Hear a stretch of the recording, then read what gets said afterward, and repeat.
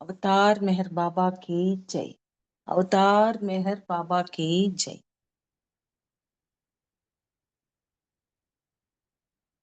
అందరికీ జై బాబా అండి.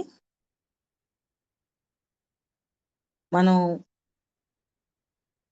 ఈవేళ బాబా విషయాలు, బాబా సందేశం ఏముందో చూద్దాం.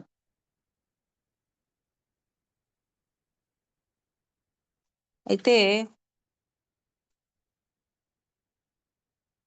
బాబా చెప్పిన విషయాల్లో అబ్సల్యూట్ ఆనెస్టీ, ఆ కంప్లీట్ ఆనెస్టీ, నిజాయితీ కనుక ఉంటే అది కూడా దైవాన్ని చేరుకునేందుకు ఒక మార్గం అని చెప్పారు. దానికి సంబంధించిన చెప్పిన ఒక కథ ద్వారా చెప్తే బాగుంటుందనే ఉద్దేశంలో నేను కథలు ఎంచుకుంటూ ఉంటాను. ఎందుకంటే కథ అనేది హృదయానికి హత్తుకుంటుంది. ఎరిచ్ గాని, ఈ మండలి మెంబర్స్ ఎవరిని తీసుకున్న, ఘనీ మున్సిఫ్ గాని, మణిజా గాని, వీళ్ళందరూ కూడా ఆ చిన్న కథలోనే ఎంతో పరమార్థాన్ని తెలియజేసే విధంగా కథ ఉండేది. వాళ్ళు చెప్పిన విషయాలు అలా ఉండేవి. సో ఎరిచ్ చెప్పిన ఒక కథ ఇప్పుడు చూద్దాం మనం. ఆనెస్టీ గురించి, నిజాయితీ. మహమ్మద్ కాలంలో జరిగిన సంఘటన అని చెప్పి ఆయన చెప్తున్నారు ఇక్కడ. ఒకరోజు మహమ్మద్ తన శిష్యులతోనూ కూర్చొని ఉంటాడు. ఆ సమయంలో ఒక యువకుడు వస్తాడు. వచ్చి నమస్కరించి నిలబడతాడు. ఏమైనా అడగాలనుకుంటున్నావా అని అడుగుతాడు మహమ్మద్. అయితే అతను చెప్తాడు, అవును, నాకు ఒక అనుమానం ఉంది, అది తీర్చుకోవడానికి వచ్చాను స్వామి అంటే, చెప్పు ఏంటి అని అడుగుతాడు. అంటే, నేను ఏ పని చేయాలో తెలియట్లేదు నాకు, నేనేం పని చేయాలి, ఏ పని చేసి పోషించుకోవాలి నా కుటుంబాన్ని అని చెప్పి అడుగుతాడు. అంటే మహమ్మద్ అంటాడు వెంటనే, అదేమంత కష్టం, మీ తండ్రి ఏం చేసేవాడు, ఆ వృత్తినే నువ్వు కూడా తీసుకో అంటాడు. అంటే ఆయన కొద్దిగా నిరుత్సాహంగా, నిరాశగా ఉంటాడు ఆ యువకుడు. అంత సంతోషించల ఆ ఆన్సర్కి, నీ తండ్రి చేసిన పని చెయ్యి అన్నప్పుడు. అప్పుడు ఈయన మహమ్మద్ అది కూడా గమనిస్తాడు. గమనించి, ఏమైంది, నీకు సంతోషంగా లేదా, నీ తండ్రి వృత్తి ఏమిటి అని చెప్పి అడుగుతాడు. అడిగితే ఆ యువకుడు కొంచెం ఒకంత బాధగా చెప్తాడు, ఆయన ఒక దొంగ, ఆయన వృత్తి దొంగతనం చేయటం అని చెప్పి చెప్తాడు. అప్పుడు ఈ మహమ్మద్ అతని వైపు చూసి, అయితే ఏమైంది, నీ తండ్రి చేసే వృత్తే నిన్ను చేయమని చెప్తున్నాను, కానీ ఒక్క 2 విషయాలు గుర్తుపెట్టుకో. ఒకటి, ఎప్పుడూ న్యాయంగా వ్యవహరించు. రెండవది, ప్రార్థనా సమయం అయినప్పుడు నువ్వు చేస్తున్న పని అక్కడే వదిలి ప్రార్థనలో పాల్గొను. ఎల్లప్పుడూ ఈ 2 విషయాలు, నియమాలు పాటించు. అలా చేస్తే నువ్వు చేసే వృత్తి నిన్ను బంధించదు, వెళ్ళు అని చెప్తాడు. ఒకటేమో న్యాయంగా ఉండు, రెండోది మరి ముస్లిమ్స్ కదా, వాళ్ళు ప్రార్థన టైం అయిందంటే ఏ పైనైనా వదిలేసి ఆ టైంలో ప్రార్థన చేయాలి, అది వాళ్ళ నియమం. ఈ 2 నియమాలు నువ్వు పాటించు, ఏం కాదు, నువ్వు ఈ వృత్తిని నువ్వు పాటించవచ్చు, వెళ్ళు అని చెప్తాడు. అప్పుడు అతను మహమ్మద్కి నమస్కరించి వెళ్ళిపోతాడు. అలా ఇంటికి వెళ్తూ వెళ్తూ సంపన్న కుటుంబాలు నివసిస్తున్న ఆ ఆ వీధిలోంచి వెళ్తూ ఇళ్లను పరిశీలించుకుంటూ వెళ్తాడు. ఏ ఇంటికి వాళ్ళ కన్నం వెయ్యాలి, ఇక్కడ అందరూ బాగా సంపన్నులు ఉన్నారు ఈ వీధిలో, ఏ ఇల్లు అయితే బాగుంది అని చెప్పి చూసుకుంటాడు. చూసుకొని నిర్ణయించుకొని ఒక ఇంటిని వెళ్ళిపోతాడు. అయితే నిజానికి ఇతను ఒక పెద్ద గజ దొంగ అంట. అతను తండ్రి దొంగతనం చేసేవాడు లేదు తెలియని ఇతనే పెద్ద గజ దొంగ. అయితే ప్రాఫెట్ మహమ్మద్ ఆయన గురించి విని స్వచ్ఛమైన జీవితం గడపాలి అని చెప్పి నిర్ణయించుకున్నాడు. ఆయన గురించి విన్నాడు.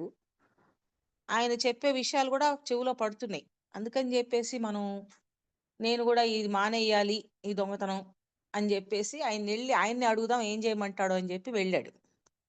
ఈ విధంగా వెళ్ళినప్పుడు ఆయన ఏం చెప్పారు, ఇదే పని కంటిన్యూ చేసుకో అంటే, ఇదే పని అని ఆయన చెప్పలా. నా తండ్రి చేస్తాడని చెప్తే, నీ తండ్రి చేసిన వృత్తినే నువ్వు కూడా చేసుకో, కాకపోతే న్యాయంగా ఉండు, ప్రార్థనా సమయంలో ఆపేసి, ఏం చేస్తున్నా ఆపేసి నువ్వు ప్రార్థన చెయ్యాలి అని చెప్పాడు.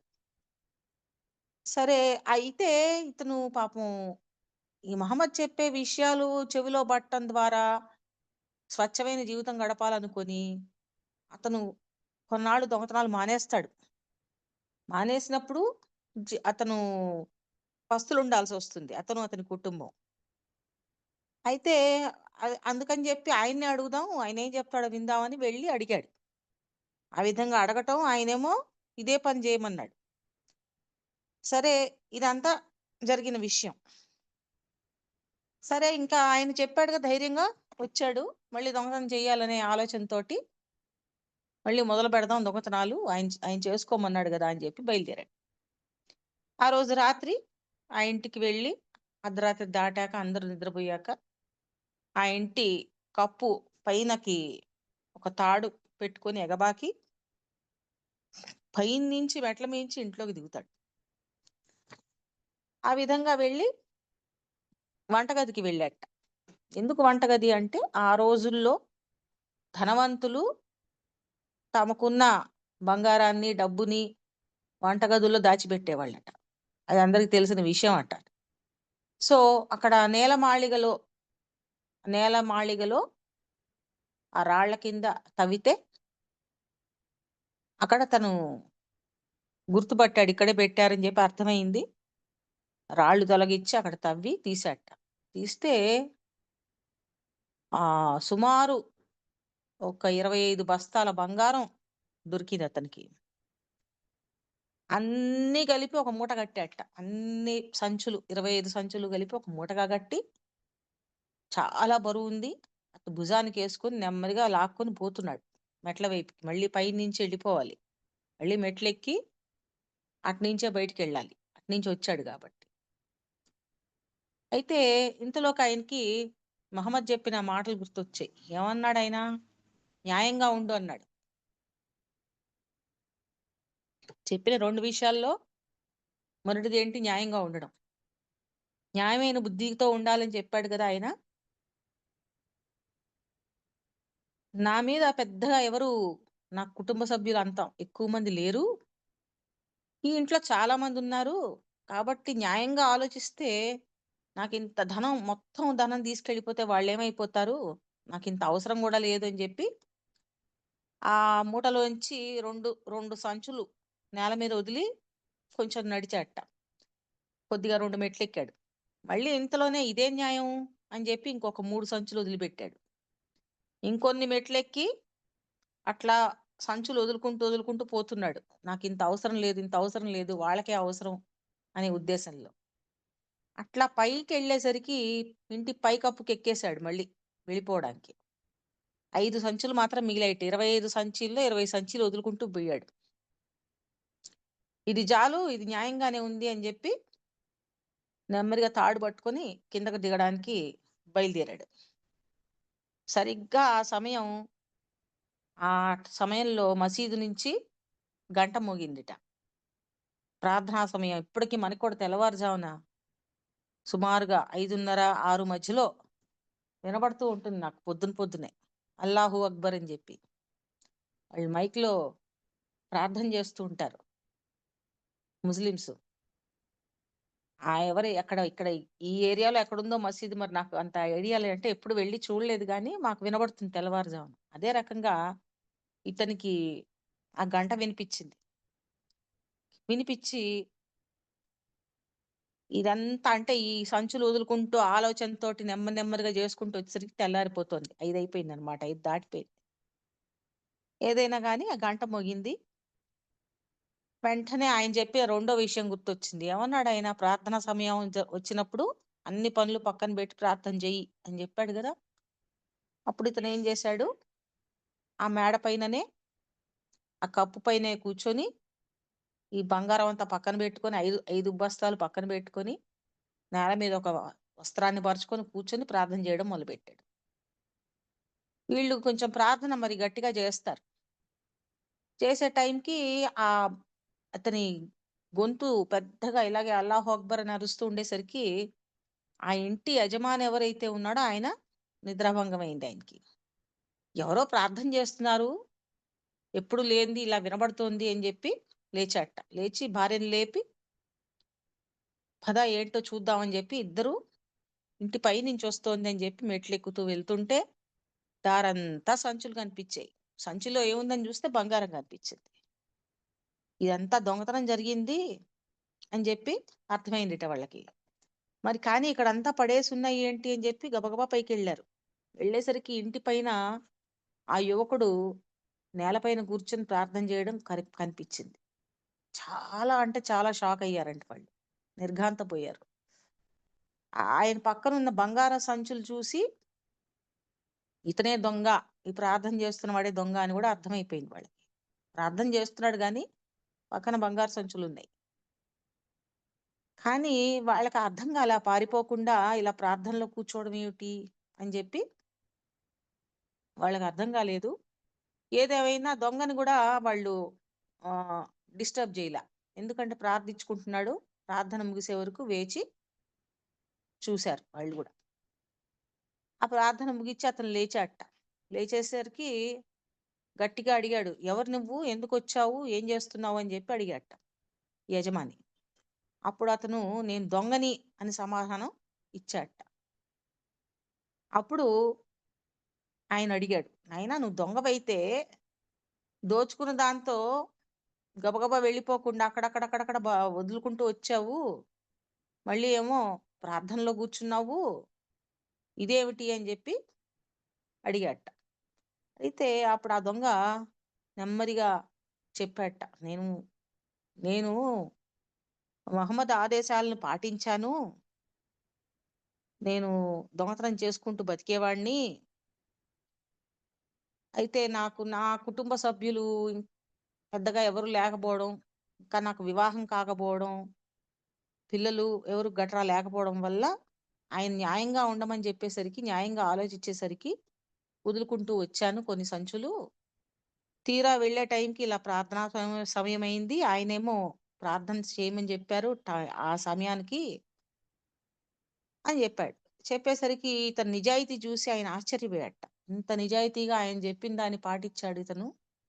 చాలా మంచివాడు అని చెప్పి, "నువ్వు ఈ దొంగతనం కాకుండా ఇంకేం చేయలేవా?" అని అడిగాడట. అడిగితే, "నేను ఏదైనా చేయగలను గానీ నాకు ఎందులోనూ ప్రవేశం లేదు. నాకు శిక్షణ ఇస్తే నేర్చుకోగలుగుతా.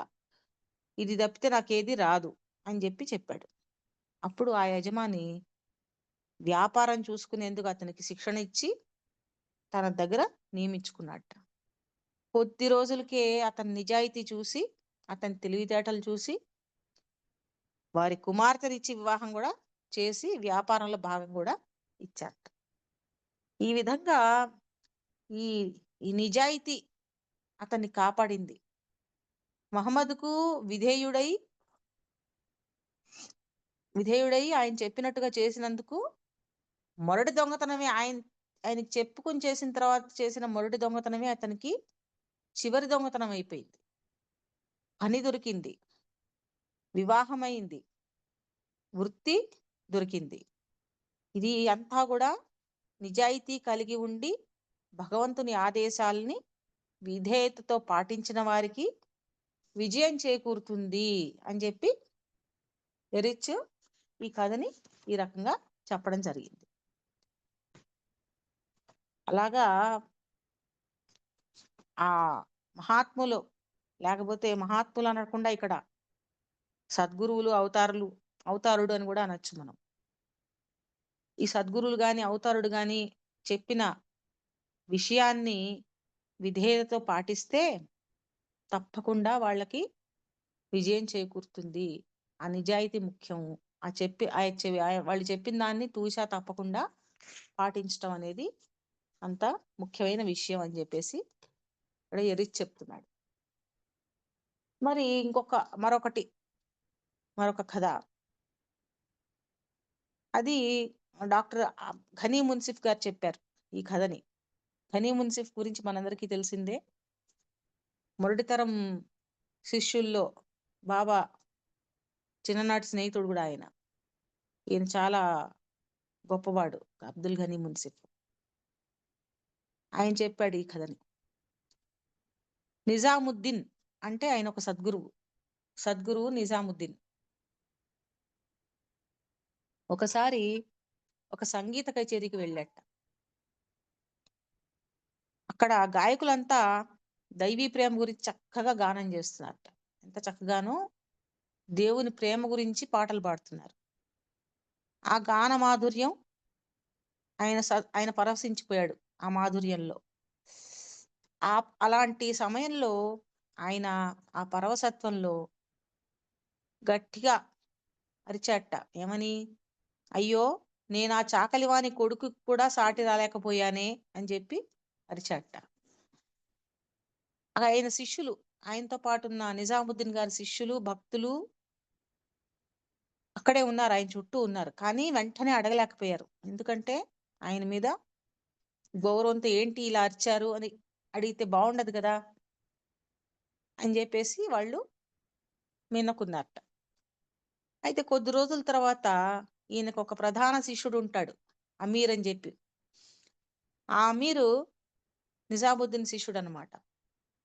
ఒక టైంలో సమయం చూసుకుని అడిగాట గురువు గారిని, ఆ రోజు మీరు అలాగా ఆ కచేరీ సమయంలో అలా ఎందుకు అరిచారు, దాని వెనకాల ఉన్న ఇదేంటి అని చెప్పి అడిగితే ఆయన ఏమరిచాడు? చాకలివాని కొడుక్కి కూడా సాటి రాలేకపోయాను అని చెప్పి గట్టిగా అరిచాడు.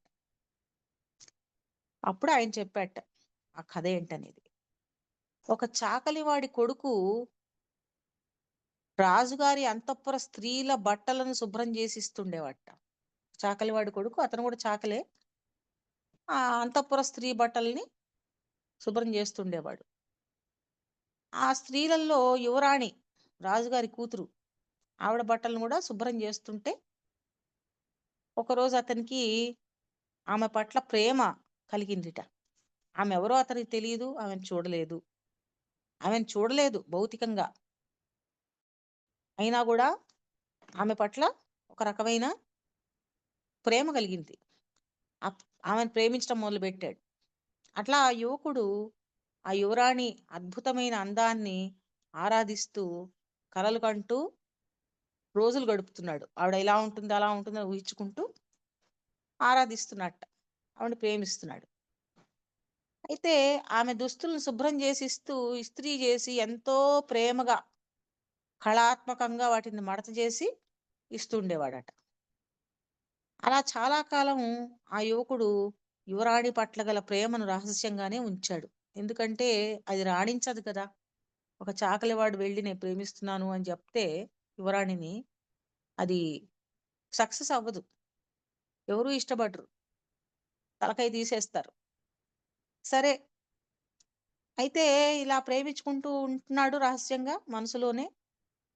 ఈ ప్రపంచం నా ప్రేమను అంగీకరించదు అనే ఆలోచన అతని హృదయంలో ఆమెతో ఎడబాటు అనుభవిస్తూ వేదన పడుతున్నాడు. తెలియని బాధ అనుభవిస్తున్నాడు. అయ్యో, ఎప్పటికీ ఇది సక్సెస్ కాదు, ఈ ప్రేమ అనేది, ఇందులో నాకు విజయం రాదు, ఆమెని వివాహం చేసుకోలేను, ఆమెతో ఎడబాటులోనే జీవితం గడిచిపోతుందని ఒక రకమైన వేదన పడుతున్నట్ట. ఆ వేదనతోటి అతను నెమ్మదిగా క్షీణించిపోతున్నాడు, ఆరోగ్యం పాడైపోతుంది. చివరికి అతని తల్లి అతని అనారోగ్యం చూస్తోంది. ఆవిడ ఎందుకు ఇలా అయిపోతున్నాడు అని చెప్పి ఓ రోజు అతను వెంటబడి తెలుసుకుంది, కారణం తెలుసుకుంది. ఎందుకు ఇలా అయిపోతున్నావు నాయనా అంటే మొత్తానికి చెప్పాడు. చెప్పినప్పుడు ఆవిడ చాలా చాలా భయపడిపోయిందిట. భయపడిపోయి, మనం తక్కువ కులానికి చెందిన వాళ్ళము, బీ బీదవాళ్ళము, వాళ్ళు చూస్తే రాజకుటుంబీకులు, ఇది ఒక జీవన్మరణ సమస్య అవుతుంది అని చెప్పి భయపడిపోయింది. ఈ ప్రేమ బయటపడకూడదు, అతనిలో ప్రేమ బయటపడకూడదు. అలాగని అది అలా మనసులో ఉంటే ఇతను ఆరోగ్యం పాడైపోతుంది. ఏదో ఒకటి చెయ్యాలి వీడి ఆరోగ్యం బాగుపడాలంటే అని చెప్పి ఆ తల్లి ఆలోచించిందట. చివరికి ఒక ఆలోచన చేసింది. చేసి ఈ యువరాణిపై ప్రేమ తుడి చెయ్యాలి ఇతని మనసులో. ఆమె నుంచి అతను ఆమె మీద ఆలోచన పోవాలి అనే ఉద్దేశంలో ఏం చేసింది, ఒకరోజు రాజభవనం నుండి వస్తూనే ఏడ్చుకుంటూ వచ్చి, తల బాదుకుంటూ వచ్చి ఒక విచారకరమైన వార్తని కొడుక్కి తెలియజేసిందట. ఏమని చెప్పింది, రాజకుమార్తె మరణించింది, ఆవిడ ఇంక లేదు. ఆవిడ లేదు అంటే ఇతను ప్రేమ తగ్గిపోతుంది అనే ఉద్దేశంలో ఆవిడ ఇతను ఆలోచించడం మానేస్తాడు ఆ అమ్మాయి గురించి అనుకుని అలాగ చెప్పిందట. చెప్పగానే ఆ యువకుడు ఒక క్షణం నిర్ఘాంతపోయి ఆ దుఃఖపడిపోయాడు మనసులోనే. దుఃఖపడిపోయి ఆ తర్వాత బాధతోటి అరుస్తూ తలవాల్చేశాడు. చనిపోయాడు అతను కూడా వెంటనే. ఆ వార్త చెప్పిన అది తల్లోకి ఎక్కిన మరుక్షణం అతను కూడా శరీరాన్ని వదిలేశాడు.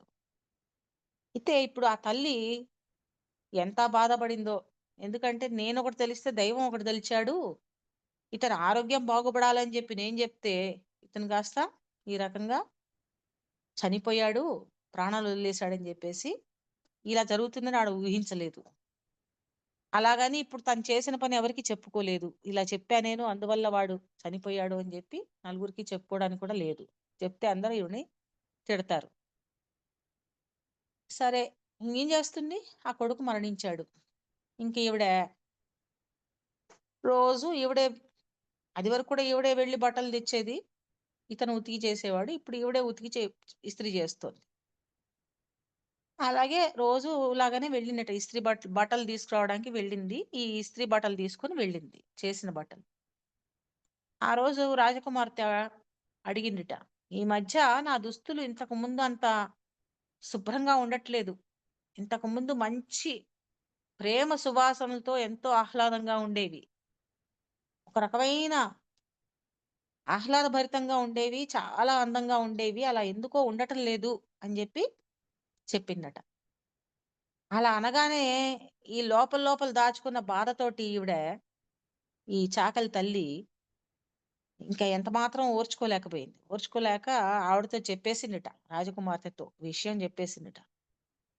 నా కొడుకు బతుకుతూ ఉండేవాడు, నిన్ను చూడకుండానే ప్రేమించాడు. ఈ విధంగా నేనేమో భయపడి ఇలా చేస్తే మీరు మరణించారనే విషయం చెప్తే అతను ప్రాణాలు వదిలేశాడు అని చెప్పేసరికి మౌనంగా ఆరాధించిన ఆ యువకుడు ఎవరో అతన్ని ఎక్కడ ఖననం చేశారో ఆ ప్రదేశాన్ని నాకు చూపించి ఇవాళ రాత్రి అని అడిగి, ఎవరూ చూడకుండా ఈవిడితో కలిసి రాత్రి కోటలో నుంచి బయటికెళ్ళి ఆ సమాధి దగ్గరికి వెళ్ళింది అమ్మాయి, ఆ యువరాణి.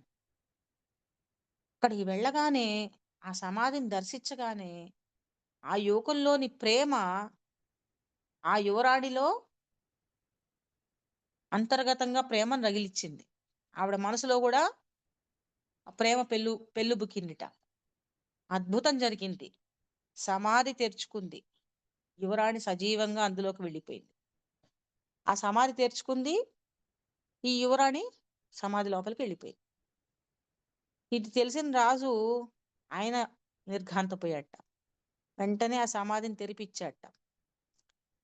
ఏం జరిగిందో తెలుసుకోవాలని ఆతృత పడ్డాడు. ఆ సమాధి చూసిన వాళ్ళకి, రాజుగారికి ఆ ప్రేమికులిద్దరూ ఒకటైపోయిన దృశ్యం కనిపించిందిట. ఒక్క తలలు మాత్రం విడిగా ఉన్నాయి, ఒకటే శరీరంగా ఉందట ఆ సమాధి లోపల. అది చూసి రాజుగారు మళ్ళీ సమాధిని మూసేయించి, దివ్య ప్రేమ ఆ ప్రేమికులను ఏకం చేసింది అన్నట్టు. ఈ కథను చెప్పిన సద్గురువు నిజాముద్దీన్ చెప్పాట. ఈ కథంతా శిష్యుడికి చెప్పి, అటువంటి స్వచ్ఛమైన నిర్మలమైన ప్రేమ మాత్రమే దైవీ ఏకత్వాన్ని సాధింపజేస్తుంది, దేవుడితో ఏకత్వాన్ని కలిగిస్తుంది. అలాంటి ప్రేమ కనీసం ఆ చాగలివానికి ఉన్న ప్రేమ ఇది కూడా నాకు లేకపోయిందే. ఏకమైపోయాడు ఆ అమ్మాయితోటి. ఆ అమ్మాయి అతనిలో ఏకమైపోయింది. అదే విధంగా నేను దేవుడి పట్ల అంత మాత్రం ప్రేమ నాకు లేకపోయింది అని బాధపడ్డాను ఆ రోజు. ఆ కచేరీలో దేవుని పాటలు వాళ్ళు పాడుతుంటే అంత పరవశంలోకి వెళ్ళిపోయాను. వెళ్ళిపోయి గూడా నేను అనుకున్నాను, నాలో అంత మాత్రం ప్రేమ గూడా లేకపోయింది అని జెప్పేసి అనుకున్నాను అని జెప్పి ఆయన చెప్పాడట. ఇది 'ఘని మున్సిఫ్' గారు చెప్పినటువంటి కథ. ఆయన కథలన్నీ కొంచెం, కొంచెం విచిత్రంగా కొంచెం తేడాగా ఉంటాయి. ఆ నలుగురు బాటసారుల కథ, ఆ మూగ, చెవిటి, గుడ్డి వాళ్ళ కథ అలాగా ఆ కథలన్నీ ఆయన చెప్పినటువంటి కథలు. 'ఘని మున్సిఫ్' ఏది చెప్పినా చాలా ఆహ్, చాలా డిఫరెంట్‌గా ఉంటుంది. వైవిధ్యంగా ఉంటుందన్నమాట. ఈ రకంగా ఈ 2 కథలతోటి మనం అంటే దైవీ ప్రేమ, ఆ ప్రేమ అంతటి ప్రేమ ఉంటే దేవుడిలో ఏకమైపోవచ్చు. బాబా గూడా మనకు అదే కదా చెప్పారు. లవ్ గాడ్ అన్నారు. లవ్ లవ్ ఈస్ ద పాత్‌తో సంబంధం లేకుండా దేవుడిలోకి ఐక్యమైపోయేటటువంటి మార్గం ఏంటయ్యా అంటే ప్రేమ. పాత అంటే ఏది? ఆ 7 భూమికలు అవన్నీ వాటితో సంబంధం లేకుండా జరిగిపోతుంది. అటువంటిది ప్రేమ. ఆ ప్రేమ అంత గొప్పది. దివ్య ప్రేమ. అది నేను మీకు ప్రసాదిస్తేనే మీకు కలుగుతుంది అని గూడా చెప్పారు. అయితే ఆయన ప్రసాదించాలి, ఆ ప్రేమ మనకి దైవీ కృప కలిగి మనకు ఆ ప్రేమ లభించాలి బాబా ప్రేమ అంటే, దానికి అర్హత ఏమిటి అంటే ఒకటే నిజాయితీతో కూడిన జీవితము, నిస్వార్థ సేవ. ఈ గుణాలు వీటిల్లో ఏది మనకి బాగా ఉన్నా గూడా అది లభిస్తుంది. లేదు అవేవి మనం చేయలేం. ఎందుకంటే నిస్వార్థ సేవ మనం చేయలేం. అంటే ఆలోచన లేకుండా సేవ చేయగలరా ఎవరైనా ఎవరికైనా? సేవ అంటే దానం అంటే ఇస్తారు. ఏదైనా జేస్తారు. కానీ చేసినప్పుడు ఎప్పుడు నేను చేశాను అనే ఒక భావన మనలో ఉంటుంది. తెలియకుండానే ఉంటుంది. తప్పకుండా ఎప్పుడో అప్పుడు నేను జేశానని జెప్పి ఒక అహంకారం ఉంటుంది మనలో. అలాగే ఆనెస్టీ. మనకు తెలిసినంత వరకు ఆనెస్ట్‌గా ఉన్నాం అనుకుంటాం గానీ, మనం ఈ రకమైన ఆనెస్టీ మనకి ఇందాక ఎరిచి చెప్పినటువంటి ఆనెస్టీ అవన్నీ కష్టసాధ్యం గాబట్టి బాబా మనకి చెప్పిన మార్గం ఏమిటయ్యా అంటే స్మరణ చేయండి. నిరంతరం స్మరణ చేయండి. నా నామాన్ని, నన్ను, నా రూపాన్ని స్మరించుకుంటూ ఉండండి. నామము, రూపము. ఈ 2 చేస్తూ ఉంటే నేను తప్పకుండా మీకు మిమ్మల్ని ఐక్యం చేసుకుంటాను. మీకు చివరి క్షణంలో చేయగలుగుతారు.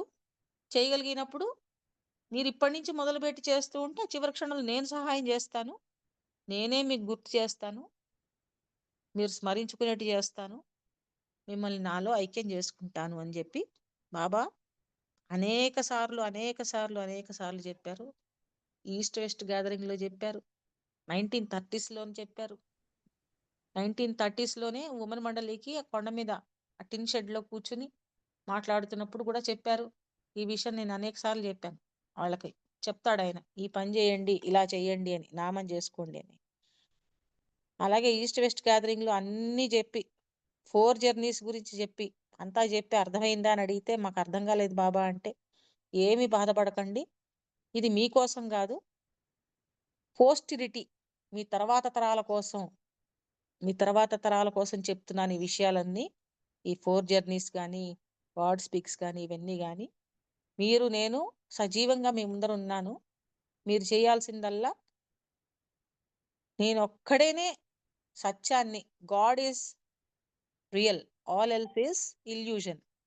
ఈ ఒక్క విషయాన్ని గుర్తుపెట్టుకొని నన్ను స్మరించుకోండి అని చెప్పి బాబా అనేక సార్లు ఆయన ఆయన భౌతికంగా జీవించి ఉన్నంత కాలం చెప్తూనే వచ్చారు. మై విష్ లో కూడా చెప్పారు అదే విషయాన్ని. చివరి క్షణంలో నన్ను తలుచుకున్న వారు నాలో నా గదికి వచ్చేస్తారు అని కూడా చెప్పారు బాబా. సో ఇది అన్నిటికంటే ముఖ్యమైన విషయం. పోస్టరిటీ అంటే ఇప్పుడు మనం తర్వాతి వాళ్ళమే. కానీ ఎప్పుడైనా గాని బాబా చెప్పింది ఒకటే. ఇవన్నీ ఎన్ని చదివినా, ఏం చేసినా అది బుర్రకి మాత్రమే ఈ మెదడుకి మేత అంటారు. మెదడుకి మేత. ఆ మెదడుకి, ఆ మేధస్సుకి ఫీడ్ చేయడం కోసం ఇవన్నీ ఈ విషయాలు. డౌట్‌లొస్తూ ఉంటాయి. ఆ డౌట్స్ తీర్చుకోవడం కోసం ఈ విషయాలన్నీ బాబా మనకు ముందరే చెప్పి పెట్టారు. రాసి పెట్టారు. పుస్తకాల్లో అన్నీ భద్రపరిచారు. ఆ డిస్కోర్సెస్ అయినా, గాడ్ స్పీక్స్ అయినా, ఇంకో విషయమైనా. ఎన్ని చేసినా అల్టిమేట్‌గా చేయాల్సింది ఇది అని చెప్పి మనందరికీ కూడా సందేశం. అవతార్ మెహర్ బాబాకి జై. జై బాబా అండి శారద గారు. జై బాబా. ఈరిచ్ గారు చెప్పిన హానెస్ట్ లోని దొంగ కథ, తర్వాత ఘనీ గారు చెప్పిన ప్రేమ కథ మాకు చక్కగా తెలియజేశారండి. మీకు